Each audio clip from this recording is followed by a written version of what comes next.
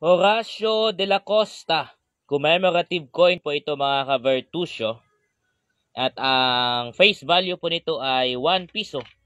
1 piso lang po ito. Ito ay in commemoration of Horacio de la Costa sa kanyang 100 birthday celebration. At pinaniniwalaang ang mintage po nito ay nasa roughly 20,000 lang po ang ginawa po nito.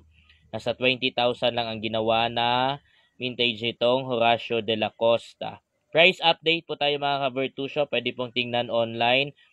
At ang best recommended ko na platform for buying or selling coins ay Carousel PH. Ito ay nasa 500 pesos hanggang 1,700 na po ngayon. Yes, 500 pesos hanggang 1,700 or exceeding sa 2,000.